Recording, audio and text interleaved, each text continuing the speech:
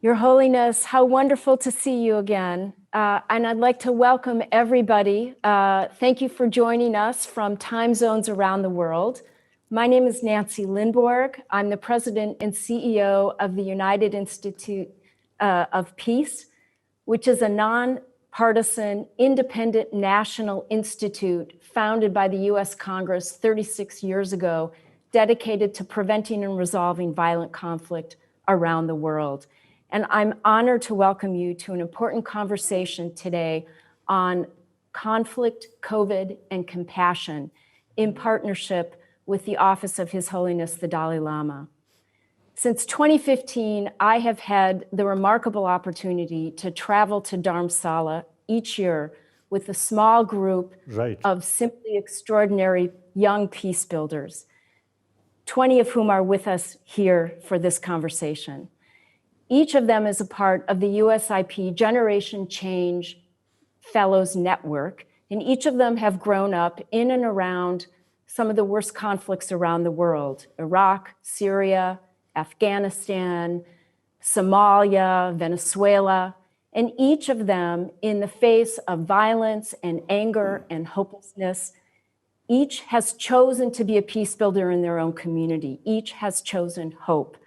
And every year, we've had the opportunity to have a conversation with His Holiness on how to maintain the inner peace that enables you to build outer peace.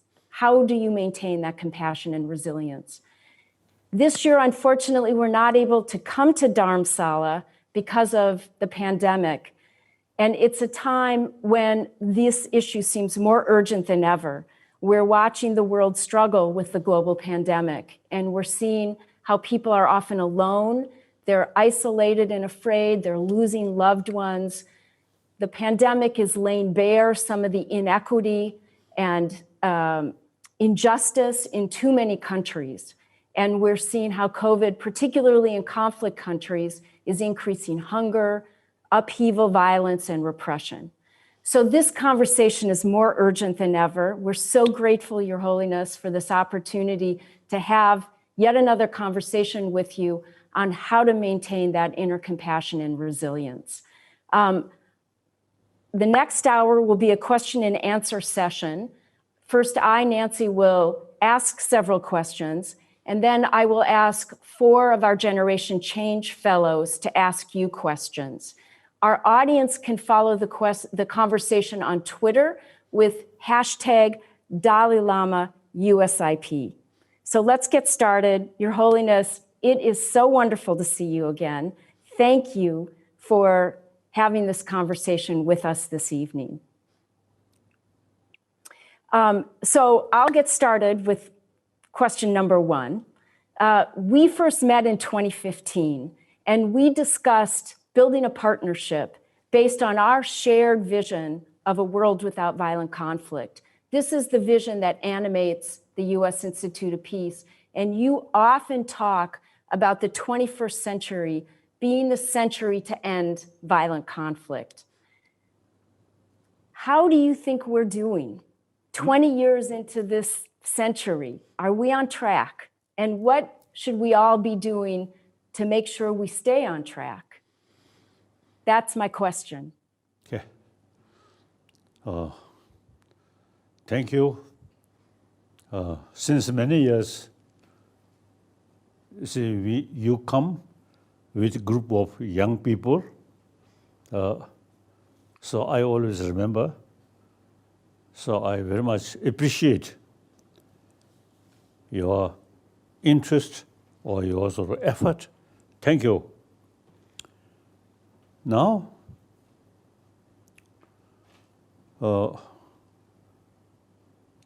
I feel world, they compare the previous century and even within this century, I think early part and later part, there are differences. Early part, we very much sort of interest or believe military power. So you see, spent a lot of money, and the scientists, their brilliant brain use how to make destructive weapon. Now that way of thinking, I think, diminishing, because firstly, our experience and previous century, First World War, Second World War, and then including use nuclear weapon. Now, after Second World War, a number of years, people say Third World War. Now that kind of thinking, now I think disappear. And meantime, I always say, telling people, look, European Union, the spirit of European Union, in early part of the previous century,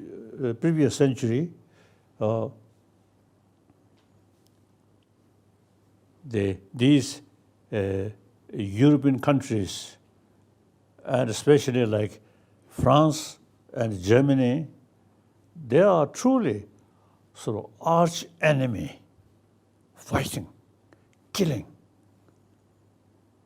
Then the very leader of these two nations, Adenauer of Germany, German Chancellor, and then de Gaulle, French leader, these two, then they create the European Union. So since the European Union developed, then at least the last few decades among these members of European Union, never killing each other. Then also, you see, gradually, you see, the people realize nuclear weapon, you see, too dangerous. So the people, you see, start work denuclearization step by step. So I feel the previous century, we, I think, very much excited about the material technology. It's just so impressed. So you see, people, you see, much pay attention about the technology, including also build a nuclear weapon, these things. Then later part of 20th century, that thinking gradually reduced. As I mentioned earlier, European Union spirit developed. So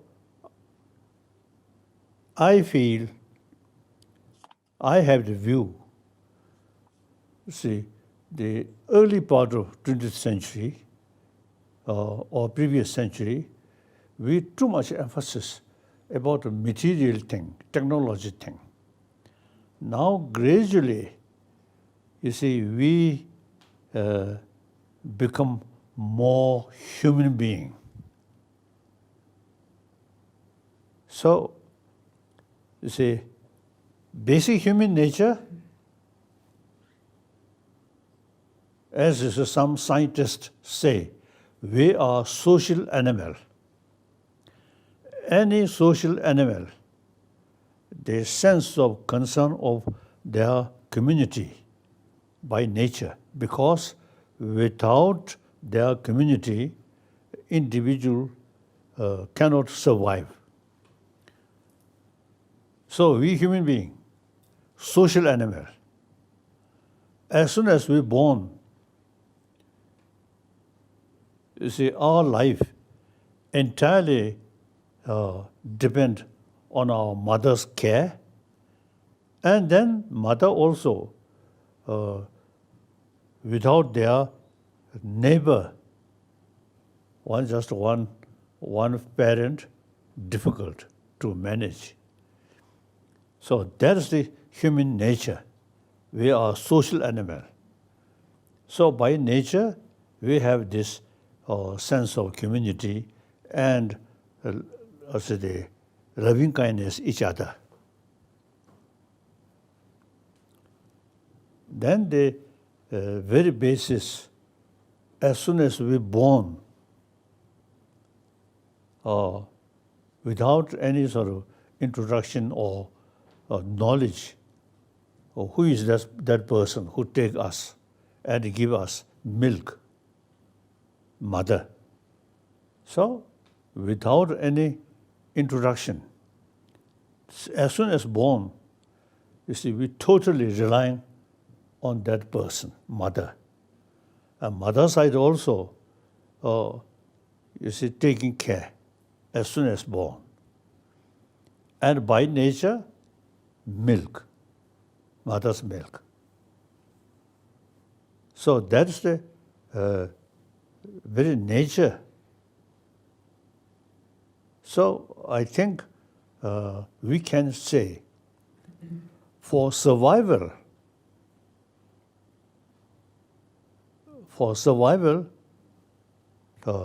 more altruistic attitude, taking care of other. So on this planet, very small insect, I don't know, but otherwise you see those fly and birds and animals, all these survived with sense of taking care.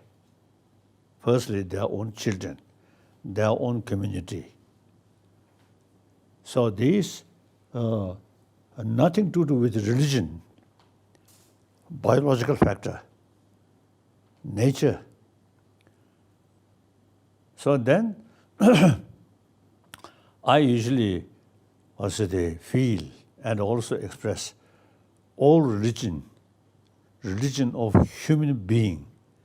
So all human beings' religion, you see, talking about best human quality, that is human love. So all major religious tradition, in spite different place, different time, different situation, and eventually different philosophical view, but all carry same message of love. All religion. So therefore, we human nature is more compassionate nature. Now in the past, we too much pay attention about material or technology, these things. Now, I feel we human being, generally speaking, we human being becoming more mature. So now we pay more attention, including scientists now paying more attention about our inner value, inner peace. So now I have strong view in our existing education system must include education about our inner world. Besides, you see, education about our physical condition, including our brain, then mind, emotion should include part of our education. Because emotion, very important in our life. The positive emotion give us inner peace, inner strength. Destructive emotion is to destroy our inner peace and eventually our physical health also destroy by too much anger, too much fear. These are destructive emotion. So now, time come, we have to pay more attention about our mind, about our emotion. So this should include in education about health.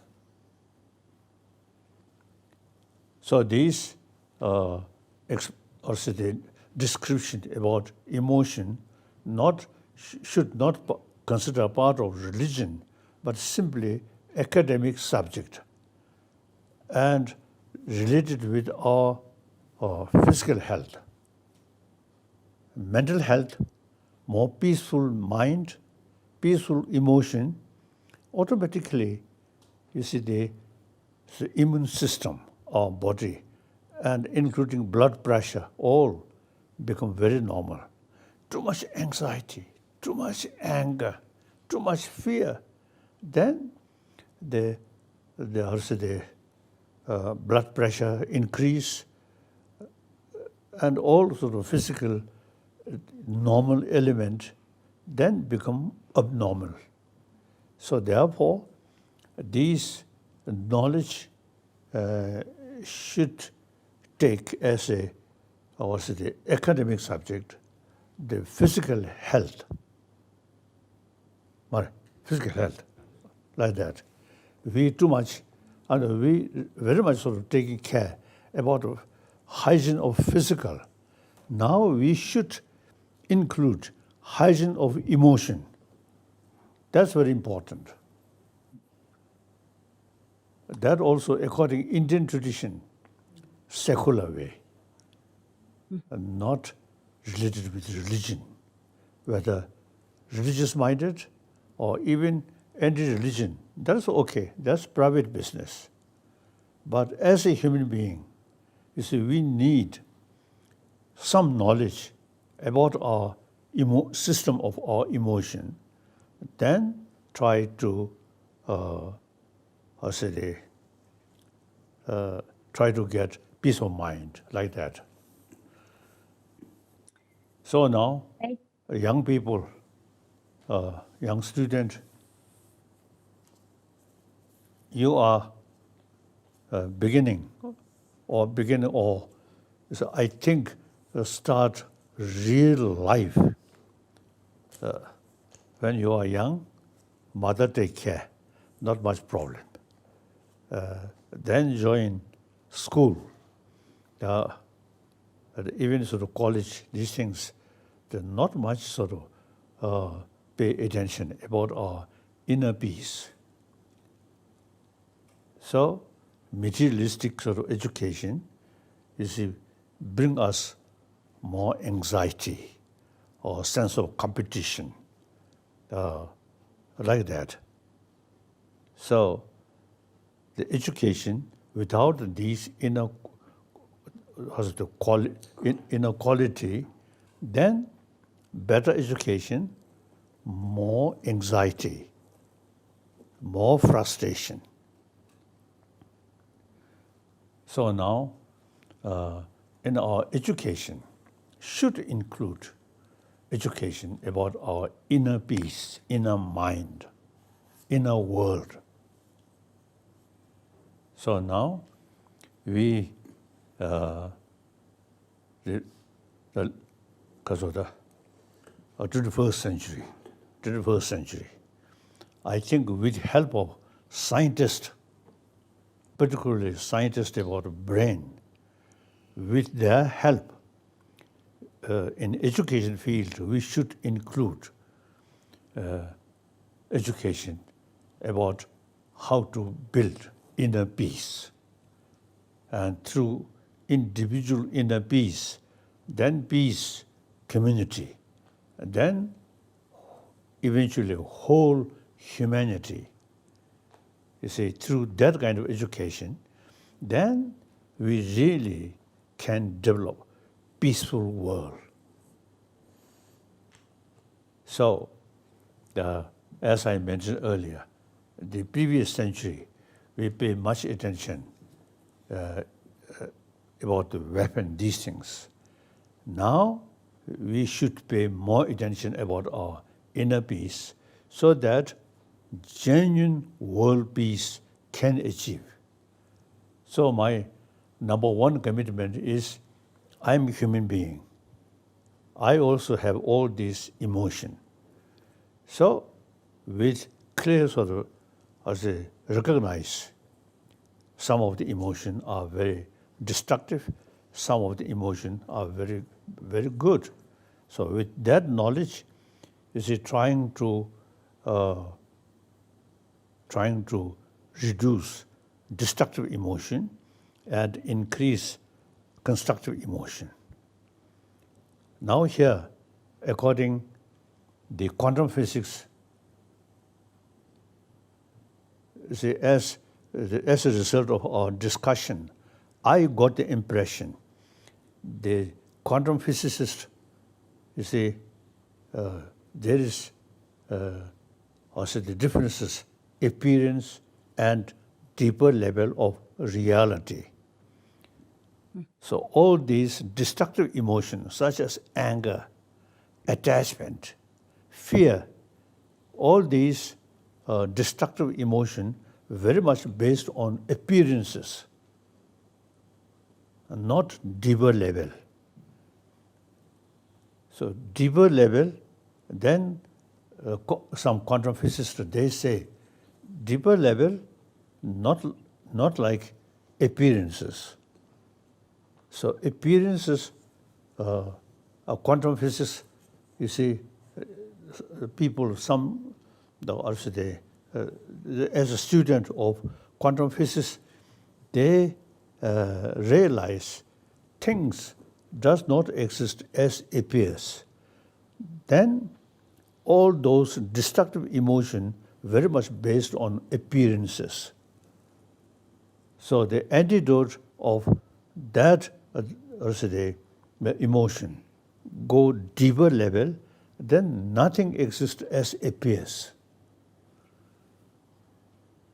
So this, the ancient Indian Buddhist also school of thought also mentioned that most of the destructive emotion very much based on grasping the objective, because object, something independently exists. So something good, attachment, something bad, hatred, anger. So these are appearances. Deeper level, now quantum physics, they say, deeper level, these not exist as appears. At deeper level, all are particle. We cannot sort of pinpoint. And then ultimately depend on also mental attitude, the observer side. So long observer there, and using language. So identify like that, then these emotions come. So deeper level, nothing as appears. So all the destructive emotion based on appearances. So once we realize these appearances does not exist in deeper level. So these, now some quantum physicists mentioned that. And of course, some my own conclusion. Perhaps I have some influence of Buddhist philosophy. All our destructive emotion, you see, very much based on kasa, grasping things, grasping good and attachment. Things bad, or grasping bad, then fear, anger. So the Buddhist tradition, Buddhist philosophy, Buddhist psychology, you see, mentioned things does not exist as appears. So the very basis of negative emotion no longer there. Things just mere designation. Like Nagarjuna and Ajantakirti in their writing clearly mentioned. So I myself, as a Buddhist student, you see, learn these things and practice, implement, or really they also they're very, very helpful to maintain peace of mind. So now some scientists also now showing interest like that. So my number one commitment is promotion of the inner peace. Through inner peace, world peace can achieve. Firstly, individual inner peace, then family level inner peace, then community level through inner peace, genuine peace. Then through education, and also through use some technology information. Through that way, you see, we can teach, we can share these deeper knowledge, deeper experience. Ancient time, you see, different continent, different country, or different sort of tradition. So now, world become smaller, much smaller. So we can easily exchange information. So my number one commitment is try to promote peace of mind, or more compassionate mind. Entire 7 billion human beings, irrespective whether believer or non-believer, simply they're taking care about the inner peace.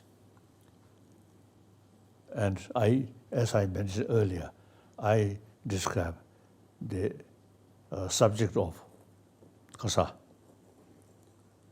Emotion, psychology. Psychology. Oh. Philosophy. Also the hygiene of physical.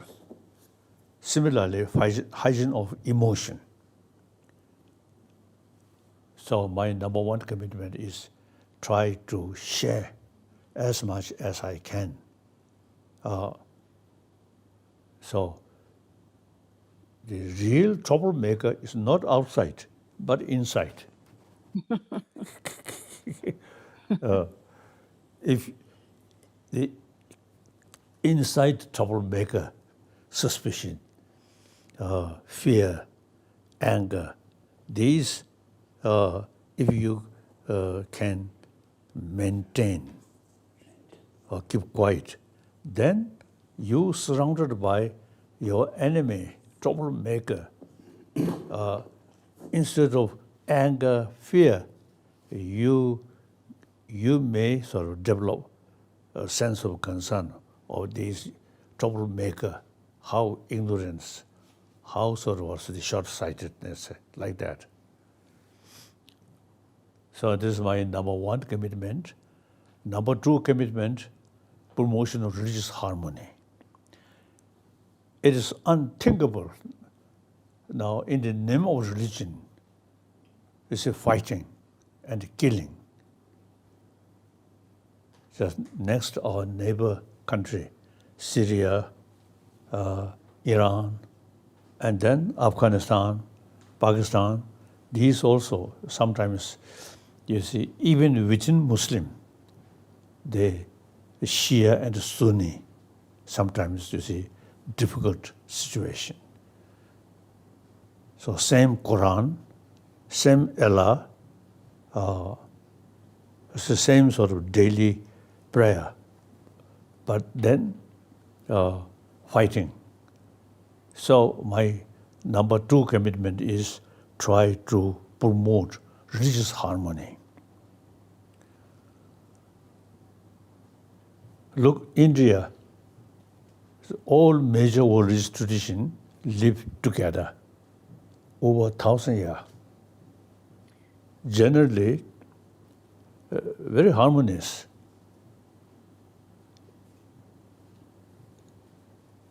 Different sort of philosophical sort of views and some debate. That is even within Buddhism, within Nalanda tradition. There are a number of different sort of philosophical view and a lot of debate through centuries. So there's intellectual sort of differences. Very helpful is to open our mind, just to believe one thing, then our mind, our intelligence remain like that. It's a different philosophy, different tradition, then our brain open and see. Like it's a garden, one flower, one kind of flower is not much attractive. A garden, not a lot of different sort of flower, different color, different smell, different size, then looks very attractive. So world, now India, I think the human garden through 1,000 years, there's a lot of different flower, with different color, different taste, like that. So since India is over 3,000 years, you see these different religious traditions live together, so it is possible, religious harmony. So I committed. I think also the Indian Muslim, because they always, you see, since their childhood, they already know there are different religions. So they take for granted different religious tradition. Whereas those countries, only one religion. And now even Muslim country, even Shia, then in their eye, Sunni, something different. And of course, Buddhism and Hinduism, something different. So now today, world become one small human community. So exchange or visit Muslim sort of brother, sister, come to different places and then sit together and exchange. I have, I developed one sort of Muslim, international Muslim conference, mainly headed by Ladakhi Muslim. Originally, I suggested, and they arranged. So eventually, from time to time, now these days, the illness that is isolated everybody. So I think now, eventually this will change. So you see, from time to time, religious conference, and very useful.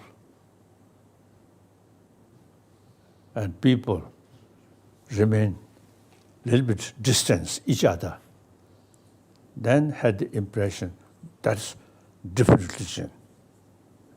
it is different than our religion, then some kind of little distance.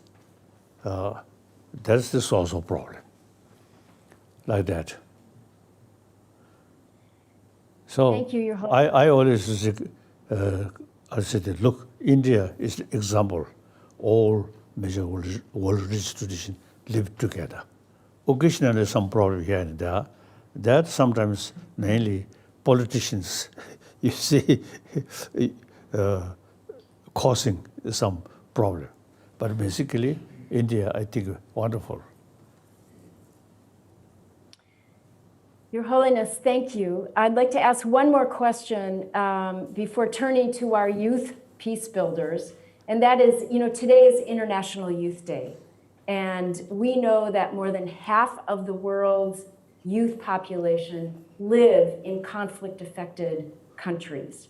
And our partnership over the past 5 years has been based on a shared conviction that youth are absolutely vital for building a more peaceful world into the future. So, Your Holiness, my question for you is, how have young people inspired you personally? And do you have specific advice for them on how to create a more peaceful world? Anything in addition to what you've just said?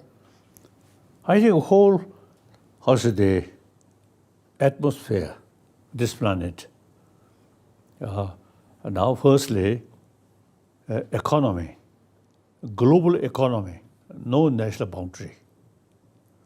And then more communicate. So younger generation, you see, come through that kind of situation is more broad-minded. In ancient time, more isolate. My own experience, when we were in Tibet, only Buddhism, and to some extent some Muslim. Otherwise, we ourselves isolated. Then come to India as a refugee, more opportunity meeting with people. Then you see these, your view, much sort of broader, very useful. So now younger generation, generally because of these wider contact and information, so I think generally speaking, the younger generation's mind is much more open, much more broad-minded. So I feel, and then as I mentioned earlier, the event in 20th century, now 21st century, now humanity becoming more mature, more realistic. In ancient time, a little bit isolate, then narrow-minded. So now things are, I feel, much better, I feel. Okay. Yes, let me turn to the wonderful youth peace builders who have joined us this evening and this morning. And the first is Lorena Gomez, who you'll recognize, she was with us last year. And she's from Colombia, where she works on resilience and dialogue through travel and storytelling. Lorena. Right. Tashidalek, Your Holiness. I'm very happy to see you again. Your Holiness, I want you to know that our time together last October really touched my heart and is now helping me redefine how people in my country think about peace. Normally, we only see it as ceasefire or as a political issue. But now, through webinars and press articles, I'm encouraging others to reflect more about our inner values and to cultivate peace of mind. So, Your Holiness, you have faced significant uncertainty and upheaval in your life. And 국리에만 붙여요. 그래서. Oh, yes. 정, I think here, 정의시 말해. ka, 정의시 말해. 단테 제시지. yes. 저신이. That's your question.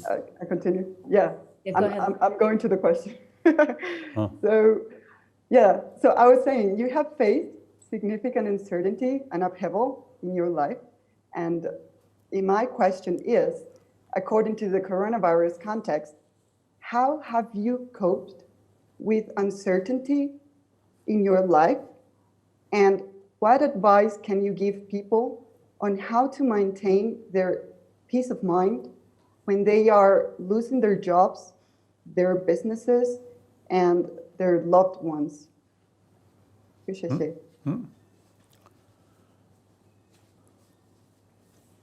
this illness, Nazat name, Kasa, Ka, No, COVID. Kasa, COVID. 나서도 미라 COVID. COVID. No. COVID. Oh.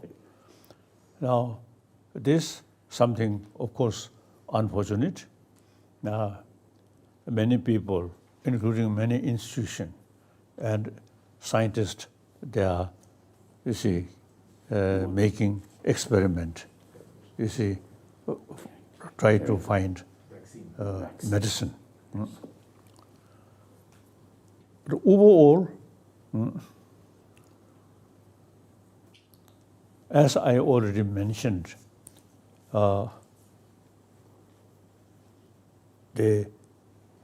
as also the Buddhist literature mentioned, so long destructive emotion inside their life always face some problem.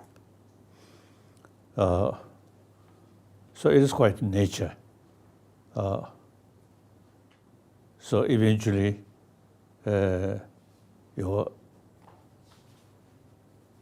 sort of the mind, through also through understand the reality, then which basis of all destructive emotion then reduce. So the problem, outside problem, you see, even Buddha cannot remove. Jesus Christ also cannot remove. So long, all spiritual leaders, then you see, they mentioned inner world, the theistic religion, like Christianity, Judaism, and Muslim, and so on. You see, they emphasize faith here, and try to tolerance, forgiveness, contentment, like that.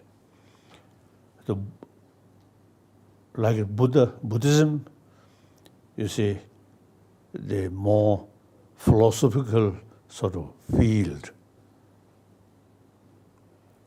As I mentioned earlier, quantum physics, nothing exists as appears. So the reality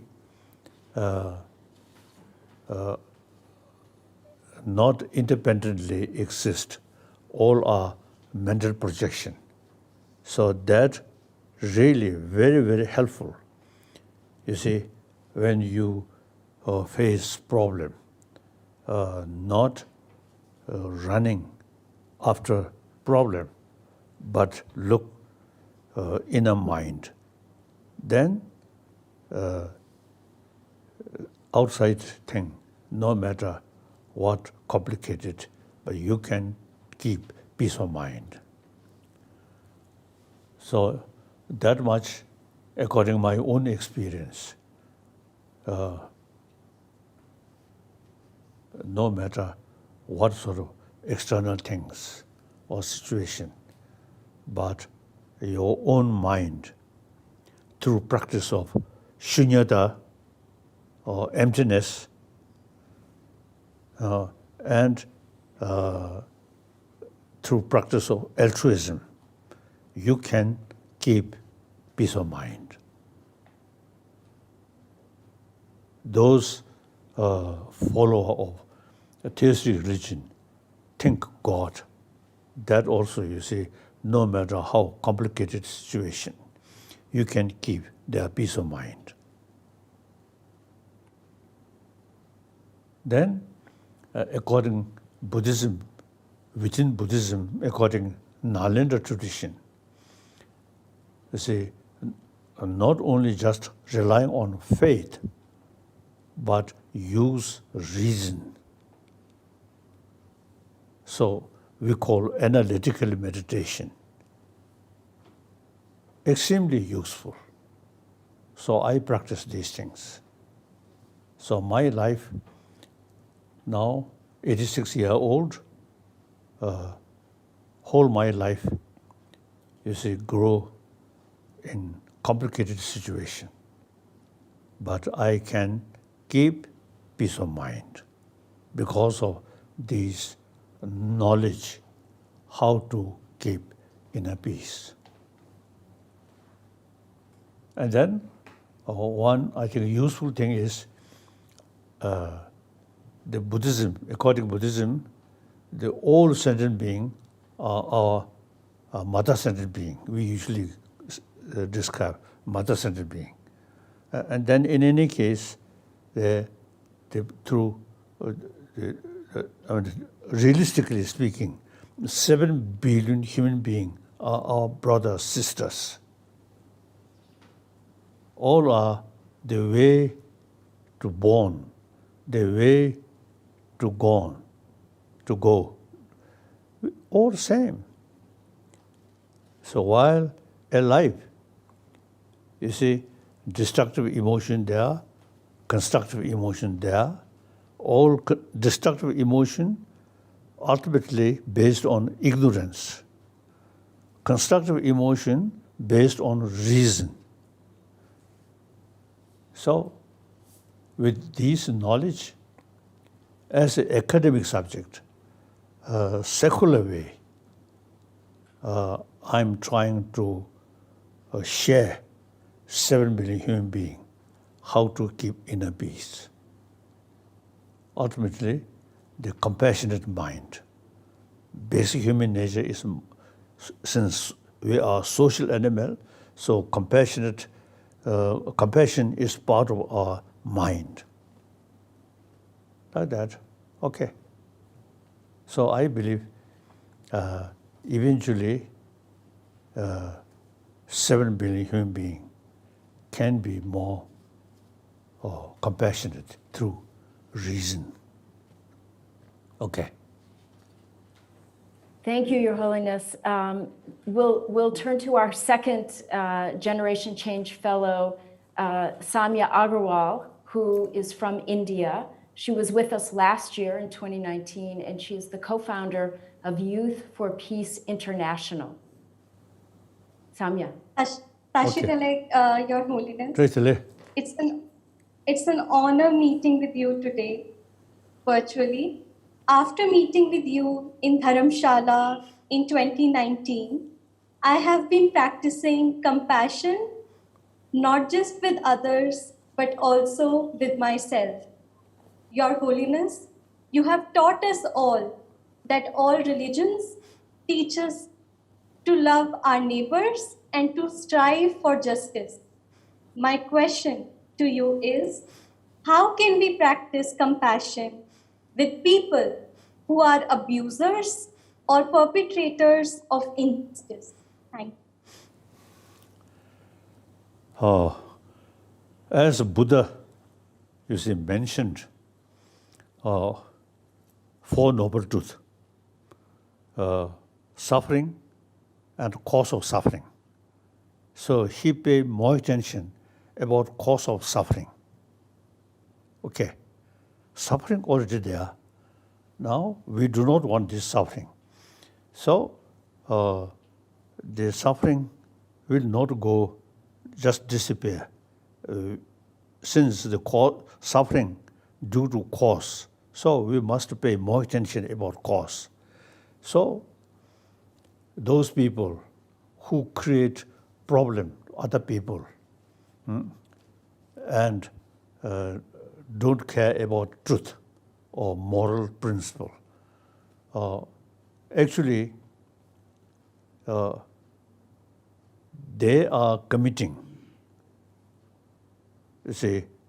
source of the negative commitment, because of the negative karma. So in future, they have to face, as the second noble truth. We committed, then first noble truth, suffering, we cannot avoid. So therefore, those people who committed negative karma eventually bring more suffering on themselves. So there is more reason to feel sympathy and compassion. So, and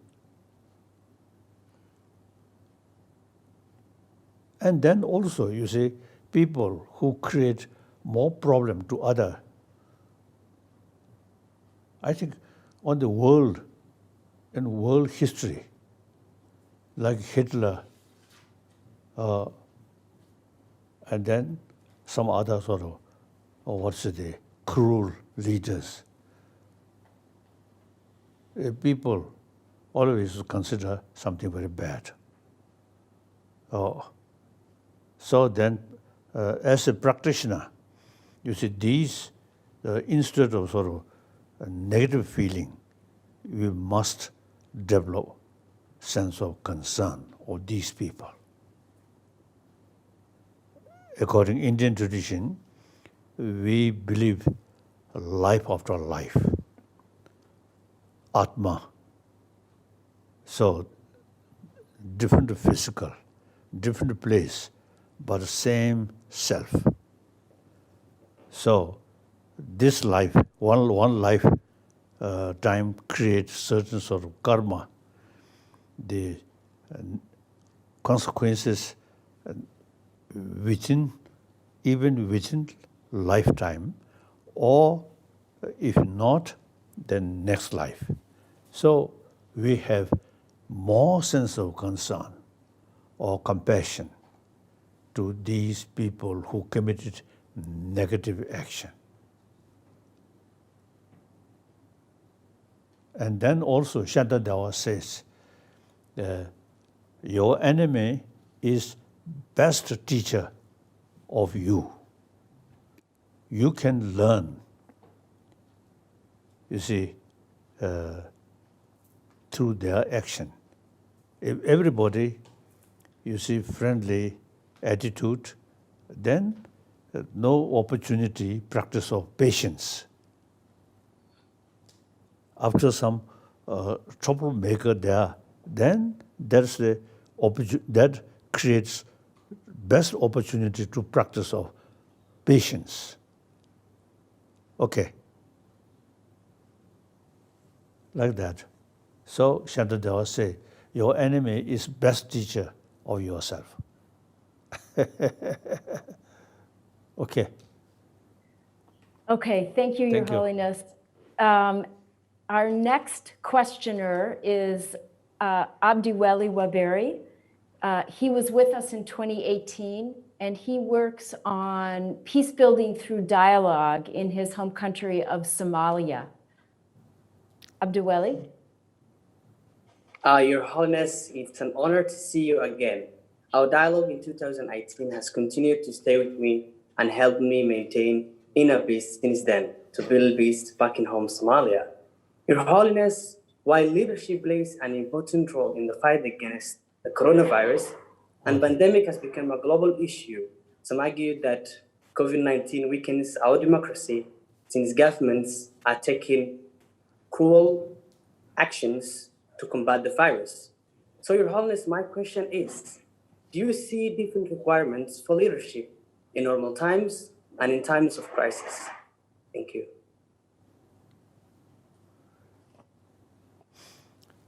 Yes, now worldwide certain problem. So now, time gone, my nation, my community, that's a part of the humanity. So now humanity facing the problem, so they thinking different nationality, different religion, I think I briefly mentioned. So now that thinking, in ancient time, your own community, your own nation. Now whole world, as I mentioned earlier, 7 billion human beings, the problem, these new, these are facing 7 billion human beings. So now time come, we must work together. Think about humanity, not thinking my nation, my community. The basic humanity, or because of the humanity, 7 billion human beings, they are happy, overcome these problems, then each of nation, each of people get maximum benefit. So now everything, not like ancient time. Ancient time, we Tibetan in our own area. So small community. I think like you, your own country, your own area, you see, more or less isolate and self-sufficient. Now today's world, something different. So we have to think about humanity. That's my view, and I always say, share with other people. Okay, thank you. Your Holiness, do you have time for 1 or 2 more questions from our youth leaders? Oh, yes. Yes. Wonderful. Yes. Wonderful. Then our next questioner is Faraz Khair from Syria, who works to deliver humanitarian assistance to Syrian refugees. Faraz. Thank you, Nancy. Hello, Your Holiness. It's a pleasure meeting you again, even virtually this time. Our last meeting was inspiring. I have learned a lot from how you accumulate and spread knowledge. Your Holiness, the globe is currently sharing a common challenge, COVID-19. My question is, how can we use this distress as a chance to unite humanity, encourage peace, and even help humans understand the suffering they cause for others? Thank you.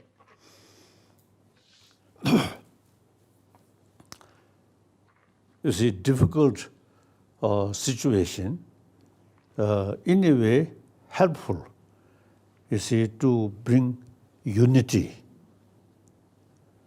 Now, for example, we Tibetan, when we were in Tibet, different part of Tibet, you see, sometimes you see there's certain sort of say, feeling of we and they, like that. Once we reach India as a refugee, now very basis of we and they now no longer there. We have to think a common interest. So, difficult situation, you see, in a way, creates, you see, also the more inner value and unity and work together. So now to the world, there are different sort of also illness, and then one serious matter is global warming. So according to some scientists, now within next few decades, the global warming reach such a level then many of the rivers will dry. And then eventually there is, like Afghanistan, when we passing through air, we can see the ancient time, there are number of lakes, rivers. Now, most of them, you see, reduce. It become small stream or small lake, and the otherwise bare land to desert. So that's according to our scientists, not the religious prediction. The scientists now they say global warming, each decade warmer. Even Dharamsala is in my over 60 years I stay here. So early part, some more snow, then gradually less. So this indicates the sign of global warming. So now, while we still human facility for our life still there, and we must work together and share each other and think about humanity. That's important. So there are a lot of problems.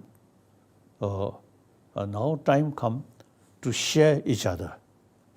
Then among them, this global level, rich and poor people always remain. Richer, making more money. So this gap, rich and poor, international level and national level. Now this gap, this I think we must pay more attention to reduce this gap. Okay. Our next questioner, Your Holiness, is Hadi Kufala. She was with us in 2018. She's from Libya, where she's a human rights activist and journalist. Hadi? Hello, Your Holiness. It's such an honor being here with you again. And as I learned from you in 2018, that we can get over all of these internal conflict consequences by believing in power of compassion. And now, as you know, the displaced people are suffering greatly with the COVID-19. And these people are physically and emotionally affected by war and health crisis. So my question is, from your experience with displacement, how can displaced people take care of themselves spiritually? Ka.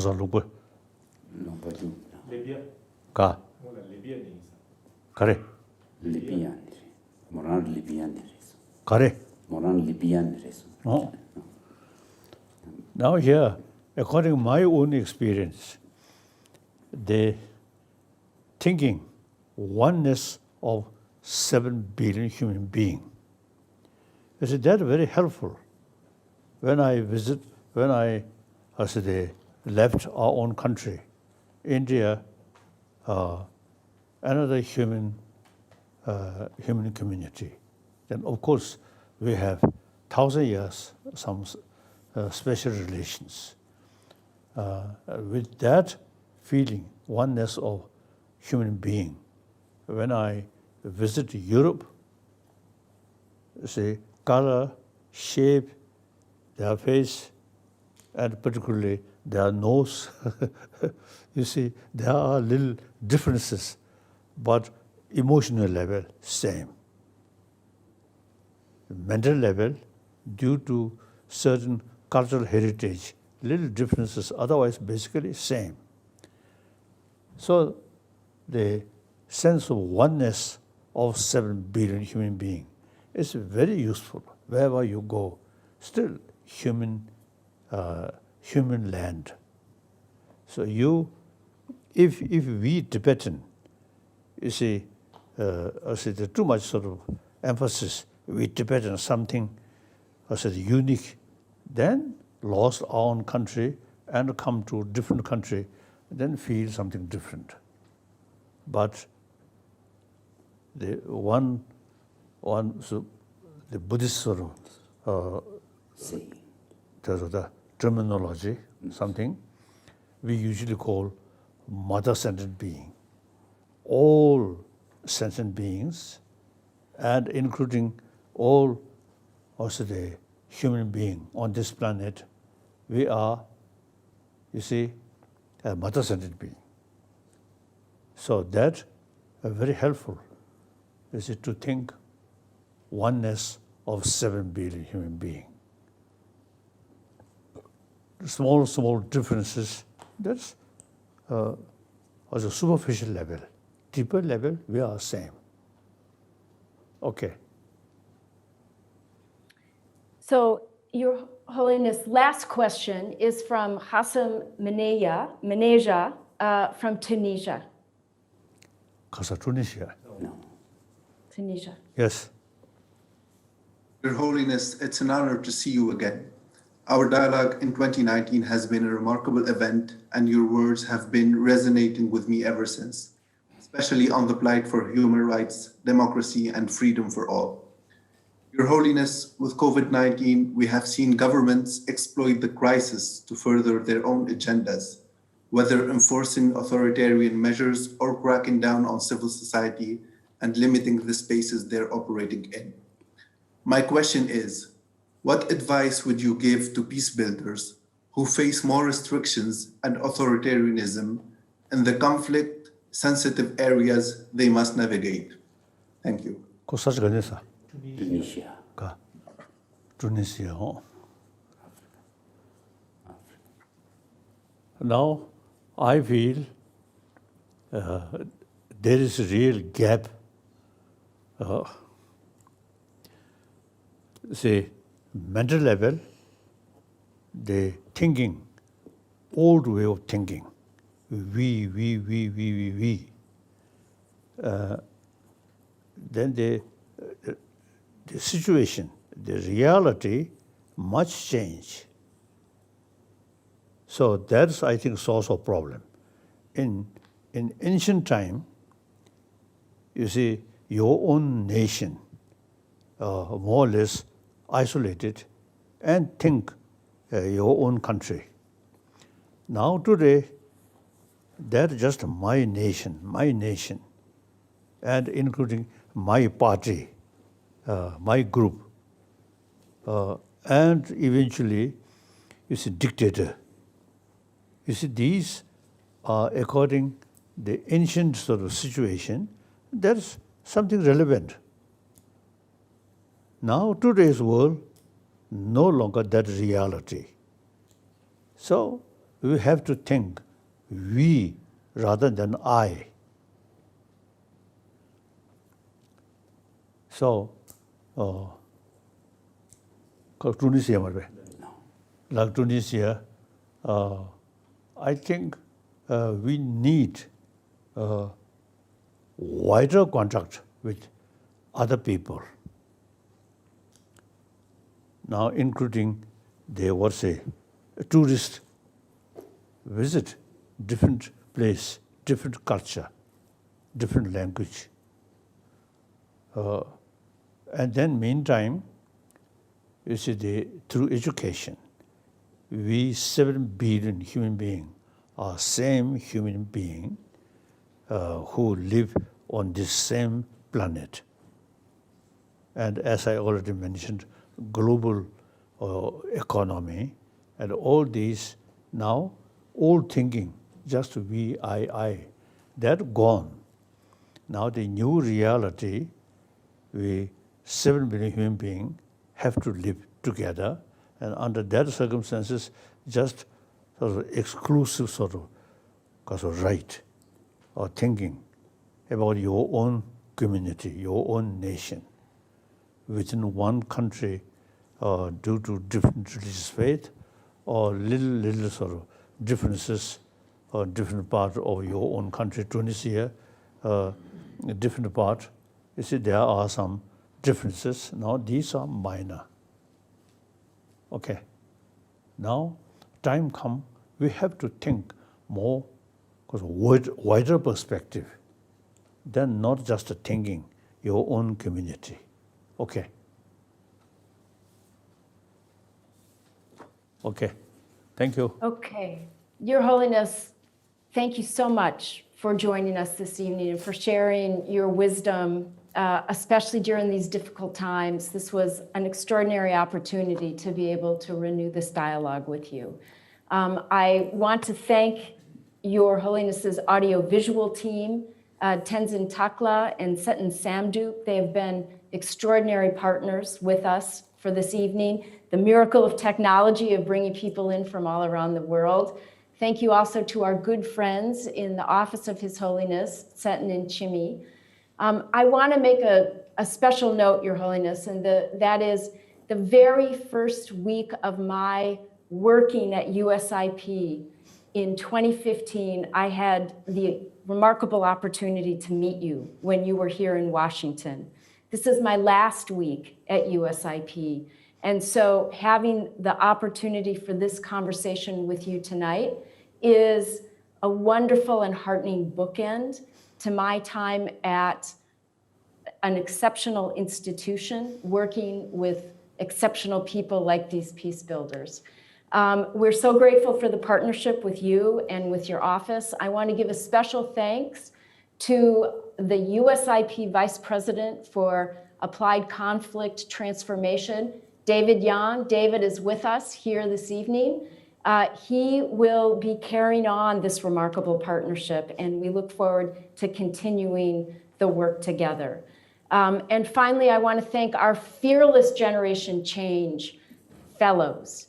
I want to thank them for continuing on with their extraordinary work, with their courage and their compassion, despite a lot of fear, a lot of despair in the world. They are the light of the future, and we thank them enormously. It is so uplifting to have a chance to spend this evening with them and Your Holiness with you. Thank you again.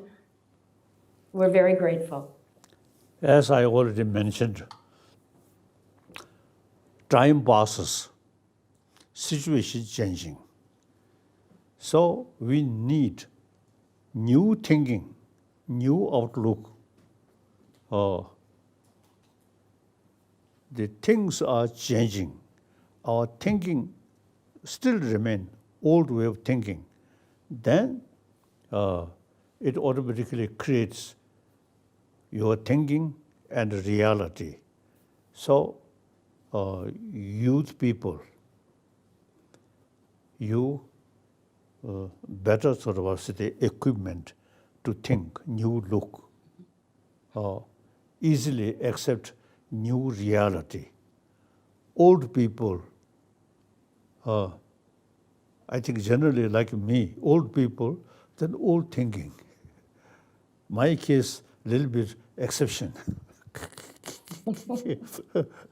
Age old, but thinking, I think quite realistic and quite young. So the young people, you are the, I'll say, generation who make contribution for the new world. So now time gone, you should not think old way. You should accept a new reality. Basically, as I mentioned earlier, oneness of 7 billion human beings. Then global warming, these things are now new thing. So the younger generation now should open your mind. Although no third eye, but 2 eyes should open.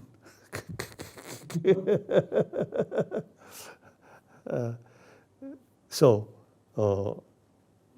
for that reason, this kind of discussion, you may get some new idea, and also I get some new idea. So very useful.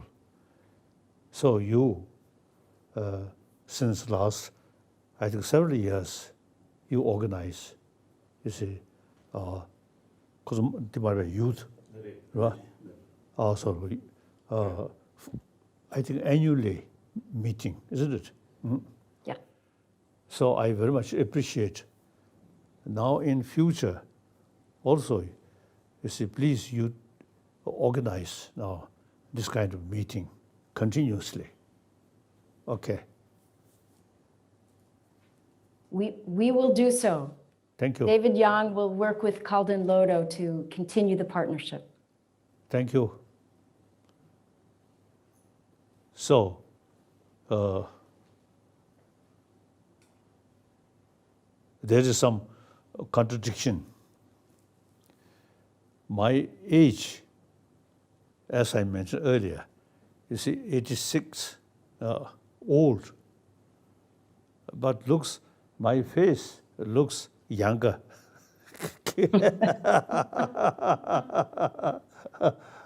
and similarly, with this face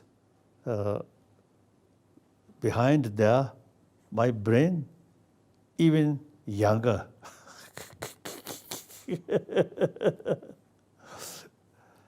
I always think more realistic way. So therefore, see, like this kind of meeting, I also learn something useful, and you also, you see, learn. Now we continuously work for humanity, no matter how big, small contribution for better world. It is our responsibility. Thank you. Thank you. See you again next time. Thank you. Bye-bye. Thank you.